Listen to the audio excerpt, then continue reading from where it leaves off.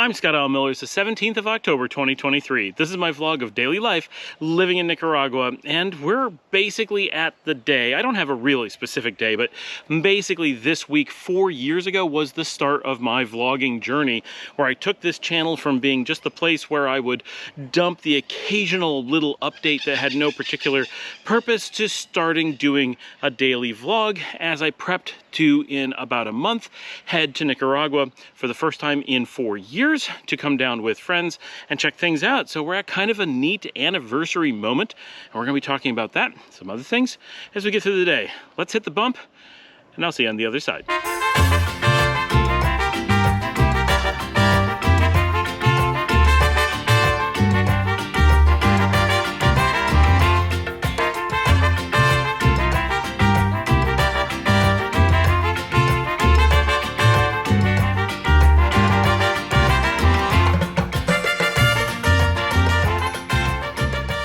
It is a very hot Tuesday here in Nicaragua. It is humid. We've had a bit of sprinkling rain throughout the day, and just a minute ago it was sprinkling on me. There's not a cloud in the sky, so I don't know where this rain came from, but it was just this really light. It was really nice. And earlier I was doing some filming and it was raining on me while I was doing that. And yesterday, or a couple days ago, I got caught in like a downpour. But today it is warm, so the instant I'm outside, I am sweating because of the humidity. If it was hot and dry, I really don't sweat that much. But the moment it gets humid, even if it's pretty cold, I cannot cool down. So that's just a little bit about me, and it actually makes Nicaragua a lot harder for me than for a lot of people, which is amazing because a lot of people comment on how well I handle the heat here in Nicaragua, and in some ways I do handle it well. I don't feel like sick from the heat. I'm not really bothered by it being hot, and so in those ways, even though I prefer very cold temperatures, not snow, not freezing, but cool temperatures like 40 to 60 is a really nice range for me. But 32, I start getting very unhappy, and as soon as it snows, I wanna just hit somebody. Like, I hate it. So I prefer the warm. The thing that I don't like is sweating, and that unfortunately is gonna happen quite a bit, especially on a day like today. But even when I'm sweating, I'm just uncomfortable. It doesn't actually make me like feel sick or overly exhausted or anything like that. So it's very different for me than for a lot of people. A lot of people come here and they may not sweat so much, but they're just unable to deal with the heat. Maybe that's why, and find it to be unbearable. So that's something that's just a little bit different with me. Like I said before the bump, is today, or we're using today as kind of the line in the sand, but roughly this week is the 4-year anniversary of starting to actually vlog on here. I just want to real quickly give you guys a little bit of a history, because this story actually starts in late 1999 when I started sheepguardingllama.com. Actually, at the time, it was called, and this is funny, bitchesinthesea.com, which, for those who know the old Bad Boys movie from the mid-1990s, Will Smith, Martin Lawrence, and they make a joke about they're driving over a bridge, and I think it was Martin Lawrence, and he said, you know, I will grab the steering wheel and I will take us off this bridge, and there will be like two bitches in the sea. And my best friend and I use this expression a lot, and so called the blog Bitches in the Sea, and it was because we were roommates along with some of our other really good friends, and I would just tell the story of our lives living in Ithaca, New York in late 1999. By early 2000, I actually had a lot of students who were reading my blog because some of my roommates were teachers, and we decided that the name was not the most appropriate thing. Not a big deal, but it was not the most appropriate thing. And so another reference to sheep guarding llamas, that is llamas who guard sheep, is something that the same friend and I had as kind of an inside joke from long before, and decided to use that, and that has stuck, and I still own sheepguardingllama.com, and that is where the home of my blog is, which, if you're ever looking for something to read, will blow your mind with how long it is. I've not been writing on there regularly for some years, but from late 1999, we lost a little bit of the very first, because no one had things like WordPress. Those didn't exist yet. And movable type was like the very first thing, and that I don't think was out yet. I was doing all the website was hand-coded HTML, and every day or whatever I would go and recode it. So there's no saving what was there before, which was really stupid, but it was just not a thing. People didn't think about that back then. So I was just posting whatever was going on, and if you didn't visit it, it was gone. So that's where I started. It didn't take too long before I managed to start saving the content, but it was very awkward. It took a long time before it moved into a content management system. So it was neat being a blogger, a daily blogger from before the content management revolution. and all through it and moving through different tools. And for a long time, I built my own tools in PHP because I am a developer. I wrote my own content management systems before WordPress, and then moved to WordPress fairly early on, being an open source aficionado. And so I've had this incredibly large written work for a very long time. And that was a huge part of my life and always has been.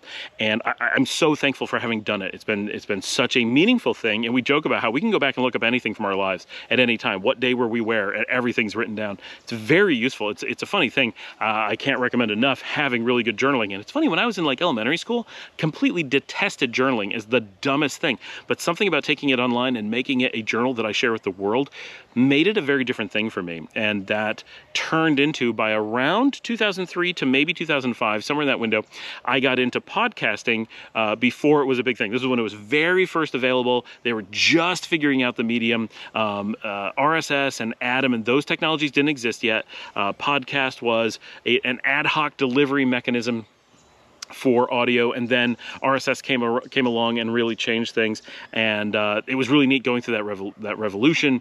And so most of my podcast has disappeared. I have no idea where to find it anymore, which makes me sad, because it was interesting, and I would introduce music into it. I was doing one of that stuff, like the epidemic sound and the artlist type stuff long before, decades before those services existed. I was doing that, and that was really fun and interesting, but a lot of work. And I got to be part of that revolution as well, blogging and podcasting in the earliest days. And my wife Dominica got involved in podcasting with me early on, because originally I did mostly like my daily vlog, but I then like this, and then when we started traveling heavily, she helped me make a lot of content around travel for like Disney World, because we were hardcore foodies going to Disney World back before we had kids. We could afford to go all the time. So we would just fly to Florida and go do a weekend of just doing food in Florida, and we'd review it and talk about really hardcore Disney stuff for like travelers, like serious travelers. We're not like Disney people, and certainly not now. But at the time, we were never that much into the Disney stuff. It was the food and the Disney World experience and the resorts and the Animal Kingdom stuff, and like seeing those kinds of things. And so we were really into it. And then when we started traveling internationally, we started podcasting for that. And that was really cool. So we started a travel show together, just audio, 11 or 12 years ago at this point, and then our regular blog many years before that, probably almost 20 years ago at this point. So that kind of gave me a foundation in the pre-video space, back when I didn't have cameras for really recording much of anything. I have a few videos from that era that were recorded on tape, which is pretty amazing that some of those still exist. And a few things are recorded on like flip phones, but for the most part, I didn't really have anything at that point. And it wasn't until about 2012 was the first that we really had a camera we could record anything with. And it was at that point that we were very much like, what would we record? It's just little clips, just starting to figure things out. But I had this history of blogging and podcasting, so that I would maneuver into vlogging over time is not a big surprise, but it is a pivot we weren't exactly expecting. In 2012, we did the Grand Tour of Europe, like a hardcore, real Grand Tour, where we took nearly 2 months and took our 2 small children and went around Europe for that whole time backpacking in a traditional Grand Tour.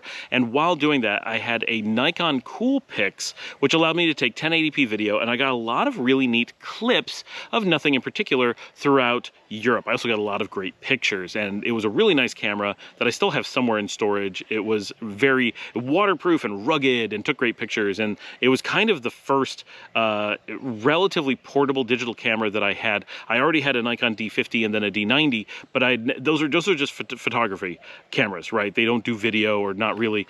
This Nikon kind of took me into a different realm, where I was able to do some video, and it was like, wow, these look amazing at the time, and it kind of inspired me to start doing a little bit more. But I had a very busy life right during that era. 2013, I changed jobs, and we didn't start moving abroad until 2015.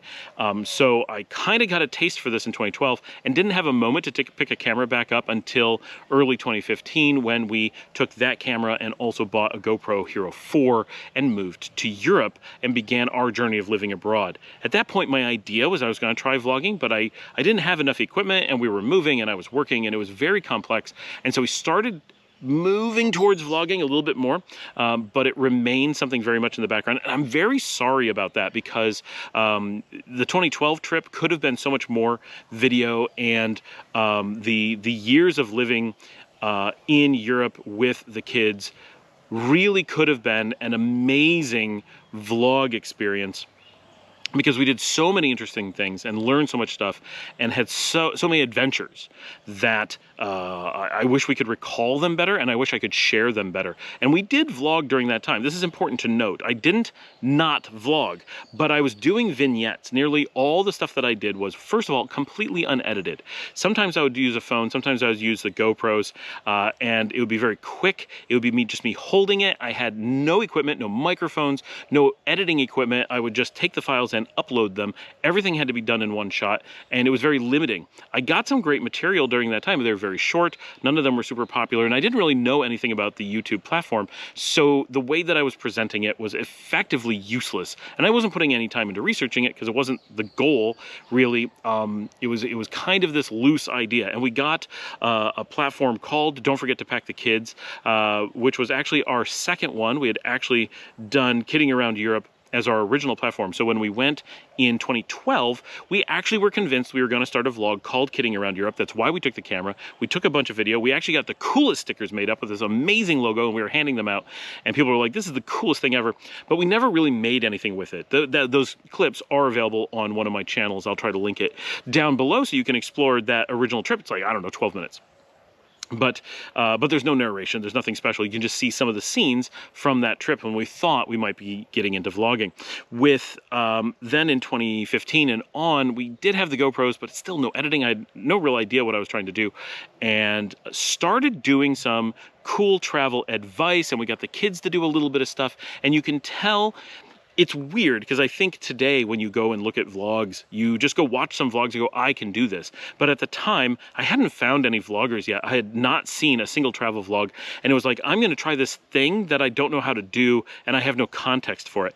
And so I think some of the material we did is quite good, but it'll be like 1 to 2 minutes long. Here we are in Bulgaria, and we're talking about some really simple thing. It's like boom, boom, boom, done. And that's it. And it's not bad, but it's certainly very different than what we're doing today. And you can find most of that either on Don't Forget to Pack the Kids. This is all on YouTube, right? It's still there. I still have these channels. Don't Forget to Pack the Kids, or my other show with the same name, right? This is the Scott Alan Miller vlog. That's the name of the channel. If you go to just Scott Alan Miller without vlog at the end, so at Scott Alan Miller, that's where now I dump raw content, things that don't make it here. Like I just filmed a whole parade, and you don't want to see a whole parade, you want to see clips. But if you do want to see the whole thing, or I don't want to lose that footage, that's where I put it. So that channel still exist. Both of those channels, if you search way back, there's actually a lot of travel content on there, just not like we do here. So those exist, and you can check that out. And by the time we were towards the end of that, we started in Spain and Nicaragua and Panama, and in those countries we had a very limited set of equipment, and it was very hard. When we then went on to Italy, which was 2 years later, I guess in between, I was in Romania, and in Romania, I started figuring out how to use what we had a little bit better, and I got some really beautiful footage of living in Transylvania, and some short episodes. During the time in Romania, that's early 2016, I think we leapt forward. While we were in Greece, which was before we went to Romania, I did not have that leap. So it was in the time that I was in Romania that we suddenly figured out a lot of getting the idea of vlogging going on. And then when we went to Italy in 2017, I had the GoPro 5, I had the Karma gimbal, and it took us to another level yet. But that year was so hectic and stressful, and we had so many problems in our lives during 2017, 2018, that the vlog fell by the wayside. So you can see this evolution of, like, we started to do things, and then it just died on the vine. And it was like, oh, now we're not traveling, now we're not doing a thing, and just ended. In 2019, I knew we were talking about coming back to Nicaragua as tourists at the time, not to live. And I said, I felt this compulsion to make another attempt at the vlogging thing. And so at that point, I tried being a little bit more formal and a little bit different, and failed pretty miserably, I think, at the beginning. I didn't manage to really film that trip to Nicaragua. I was all like, okay, I'm taking cameras, I'm gonna do this thing. Like, we're going to make it happen. And I left out earlier in 2019, we went to Europe and did another grand tour with my nieces, Madeline and Emily. And on that trip, I took a bigger camera, and my niece, whose trip it was, we were just taking her on her graduation present. She requested that I film the entire trip as the thing she wanted for her graduation present. And so I took a Lumix LX300 and really filmed that trip. I had everything prepared. I had hard drives and extra cards and a good camera, and really thought things through. And we did photo shoots and video shoots and just a ton of stuff. And having someone who wanted to be filmed and took an interest in it, and I felt an obligation to do it because that was the thing I was doing for her. I had never edited before. I had only shot and done these like really quick things. That trip forced me to do completely different filming, whole different thing. And you can see that trip also on YouTube. It has its own channel. It's youtube.com/@takeflightwithscott, which eventually will have more content. But for now, it's that trip from mid-2019. And when we were done with that trip, I said, I think it's time to do the vlog now, because that was not a vlog. That was just telling this one vacation, this one grand tour. So it was just a couple months after that, I started working on editing those things. I had edited one video of the kids going to a museum, an outdoor museum in New York. And that kind of got me into the, okay, I can edit. Okay, I can film, I can do this. And at that point, I was able to combine our plan of going on a trip with the daily blogging that I had done for years and years and years. And at that point, in October of 2019, I managed to start this vlog as we know it today, more or less, and start putting together this daily process of getting my story out every day. And of course, it's evolved a lot, but that is the background that got us into the show as we now have it. And I think it's an interesting story and an important one for a lot of you. Join me every day, right? So this is, at some point you want to know, like, how did we get here? Why are we here? What made this a thing? Is this something you just did one day? No, there's like a lot of thought and failures, and I restarted a number of times and changed formats, changed media, and that vlog I meant to film in Nicaragua, but when we got here, the people I were with were not really into it, and even Rachel, who you thought would be really into it, was like, I don't know, and she just, I couldn't get her into the space where she wanted to do it with me, and doing it on my own is very hard. When I had my niece Emily in Europe, she was like, let's film, and it made it so easy for me that my model was driving me to do the work. I didn't have to push her, she pushed me. That was fantastic. When Rachel and I were in Nicaragua, she was like, I guess, sort of, like, she would be like, oh yeah, take a picture of me. But when it's like, let's talk on camera, she's like, nope, nothing. There was always, I had to do all the content. And so we didn't really film that. And then when I got back, it was immediately like, okay, we're talking about moving to Nicaragua, and then COVID hit, and then I lost a year. We never left the house, right? So I have a lot of recordings of that year, but it's all just me sitting on the patio talking about life with COVID, as every vlog is, right, in 2020. But then as soon as we were able to move under COVID, we came here, and it started in earnest. And we lost a lot of 2021 because there was just so much going on, and I didn't really have the vlog as a major thing. I only had 130 subscribers at that point, so doing it and being like really diligent wasn't a big deal. Like, my dad could just talk to me. He didn't need to watch the vlog to know what was going on. It wasn't until just over 2 years ago, 2.5, we really hit kind of a point where it was like, oh, we have an audience. It's growing. We're really getting somewhere.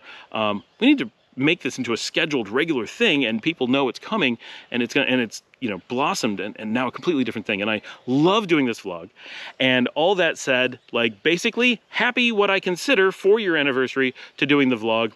And today was especially nice for me because I was working on editing another episode. And my wife was in Asia for quite a bit of the year and filmed a lot of stuff, 150 video clips that she took while she was in Southeast Asia. And my daughter, Liesl, who sometimes edits here, is editing those into a movie for her, kind of like her grand tour of Southeast Asia video. She's going to add music and make it into a thing. So she was working on that in my office with me today. And that was just really special. It's something that we could work on together. Sometimes she works on the editing, but it's by herself. Doing it together, it's really cool and special as a dad. Today, we're working on editing videos together. So my eldest daughter, Liesl, is here, and she has one Final Cut Pro workstation, and I have another here. And of course, the dog is in here and going crazy anytime I talk, as you guys know from the show. That is just always how it is. So it's actually a pretty cool day to have Liesl in here working with me. This is just really neat, like as a dad, to have your daughter here doing. She has a video project that she is working on for her mother. Her mom was in Asia, Southeast Asia, earlier this year for a few months, and has 150 video clips from that trip. And so she has requested that Liesl, who does some of the editing for my show, is working on putting that into a travel movie for her mom. So that is what she is working on today. I am working on videos for you guys, and all my normal video projects. Just wanted to share our little bit of working space here with everyone. So see you in the next thing. Today is really a retrospective day for me, but if you're interested in having your questions answered about vlogging, or more likely Nicaragua relocation, living abroad, moving to Europe, getting out of the United States, all the kinds of things we talk about here, or if you just want to say hi, scroll down. You can't do it on the TV, but if you're on a computer or whatever, you can scroll down the comment section. You can ask questions right in there. I'm very good about seeing them. I'm also very good about losing them after I've seen them. I do my best to screenshot real questions and use them here on the show to answer things for everyone who lives in my little GoPro box. And I really appreciate when people ask questions or just say hi. Any interaction down there is fantastic. It helps the show. So if you just want to be helpful, like, go down and leave comments. Tell me what you like, what you don't like, what you want, what you really want. And but asking questions, we've had some really good ones in the last week, and I've gotten a lot of good feedback of people who are like, I love the format of the show when there's a lot of questions on. Today is really a pretty boring one. We got a beautiful location, but I'm not moving around. It's very hot. I'm sweating like crazy, and I'm working really hard to be not just caught up on the show. I'm trying to get ahead and have the flexibility to do better shows for you guys, and that's happening. We've been managing to get out in front of the show. This last week was awful, and this week has been good. And I'm feeling really good about it. And I'm doing a ton of editing. I'm a little bit behind on the one I said I was going to get out of the big concert, but that's really close. And I'm recording this on Tuesday, as I said, on the Thursday. So today is the 17th, and I'm actually recording it on the 19th. I believe that's right. That'd be Thursday. No, on the 20th, Sakasa is playing at Via Via. I will be there recording that concert, assuming nothing goes wrong. Really looking forward to getting that one. We try to record it via on a regular basis. They do a lot to support us. They're very excited about the work we're doing with Nicaragua and all the things that they're doing with the events online and stuff. So they love it from the events being listed, and they love that I'm helping with making concert videos and stuff, and I really enjoy doing that. And Sakasa is an amazing artist, Mario Sakasa, who comes in from Managua. So that should be a really good show, and I've not managed to record him in the past, so having one of his shows on the Nicaragua channel should be really cool. So looking forward to getting that recorded on the 20th. And then on the 21st, on Saturday, there's a show at El Bodegon that is completely different music than we normally get, and I'm excited to have something very different and to get to Bodegon and do recording there. So that's what I have going on this weekend. So I have a lot of channel stuff, either this channel or others, that I'm doing. Lots of recording, very busy, but trying hard to be caught up, and it's going well, right? I've got a million projects going on, and we're seeing good progress, and we've managed to hire one new employee. We've got several more recs out. We're trying to get people hired, not here in Nicaragua necessarily. We just hired a new person in Bolivia. We're interviewing people in Argentina. Always very busy all over. And it's good when we're in a position where we need to be hiring. It's also exhausting, right? So, because finding people and everything and integrating them into the team and getting things moving, it's always a lot of work. So that is where we currently are at the moment with that. So my job stuff is keeping me on my toes, but again, going pretty well. So far this week is feeling pretty good. So yes, get down, more questions, help me stay on top of the show. And when you guys do questions, that helps me have solid goals that allows me to do some of the cooler, like walking around and filming in neat spots stuff, because I'm not spending all my time rambling, but spending my time actually answering something, and I can focus a lot better. So I really appreciate it when you guys do that. And I really hope to get the kids into a trip soon. We just they've been itching to go somewhere, and I'm trying to figure out where they want to go. Maybe Matagalpa. They've been there before and they really like it. Somewhere cooler and interesting. But we're also in the process of wrapping up our residency, right? We're very close to the end of that, and that sometimes requires that we stay put. So it's just a lot of stuff trying to orchestrate between everything. So in the last few days, or the last week or so, I've been watching Gravity Falls with my kids. They watched this when it first came out, which is like 2012. So they've been watching it for most of their lives, and I've never really seen it, but it always looked good, and they were really into it. And they were like, you know, we'd really like to watch this with you. And I'm like, you know what? Yes, okay. So I sat down and I binged the entirety of Gravity Falls, including the little tiny miniseries extra thing that they did. That part wasn't good, but the actual Gravity Falls 2 seasons, fantastic. If you're into Disney cartoon stuff, it was amazing. It's one of the best Disney things I've seen in a very long time. Really enjoyed it. And they were very, I mean, we all really love being able to watch the show together. That's really a big deal. I'm always looking for things I can do with my kids. And there's so many of their shows, just they don't engage me, and they don't like a lot of the stuff that I watch. But doing that together over the last few weeks was fantastic. And yesterday, not only did we do the yogurt show together, which I really like when they come out and do that, we also started watching The Owl House, which is also from a lot of the same people that did Gravity Falls, but it's a lot more current. And so we just started that together, and it's also about 2 seasons. So we're starting to work through that, which is very cool.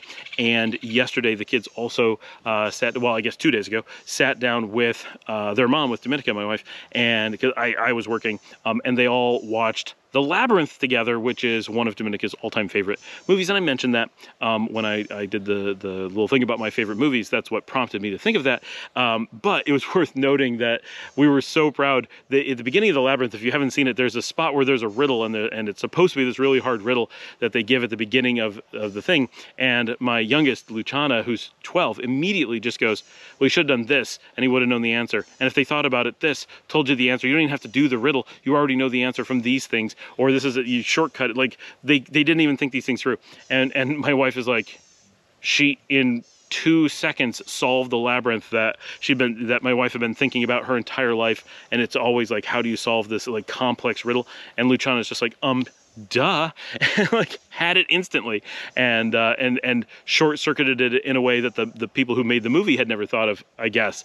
And my wife is just like, this is incredible that she does this. She also did some amazing artwork this week of a painting of, and I keep trying to convince her to get a Nicagram or an Instagram or both account and posting her artwork, because she does artwork all the time. She has all this amazing artwork and just really cool stuff.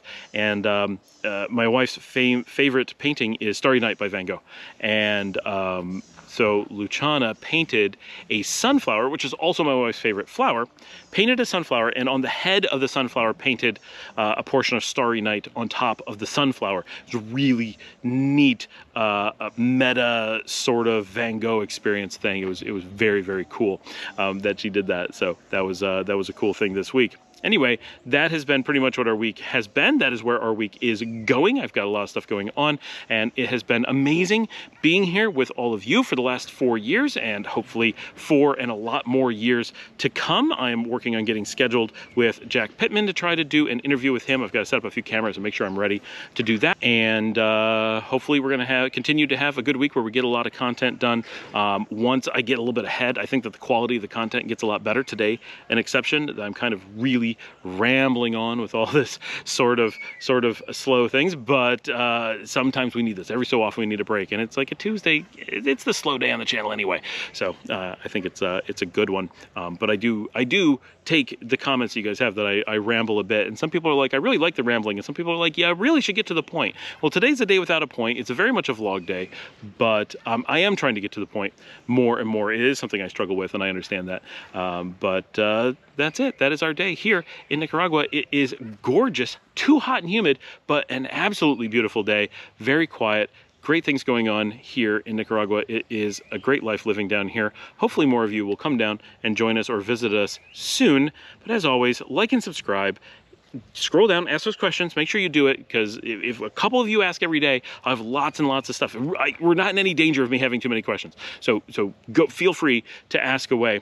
And I do have a couple of you have reached out about coming to visit some different places. I try very hard to do that. It takes a lot of work. I don't have like extra cars and stuff, so sometimes that can be quite a bit of a challenge, but trying my best.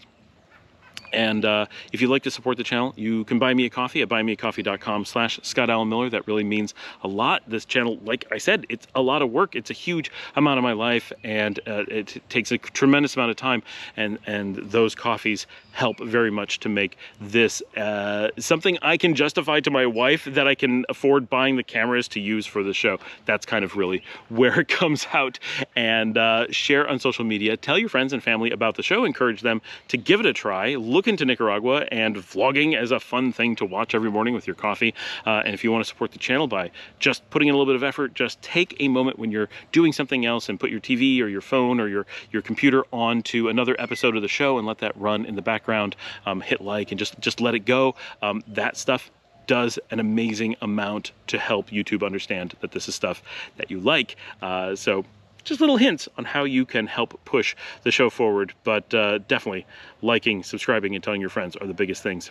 I will see all of you tomorrow.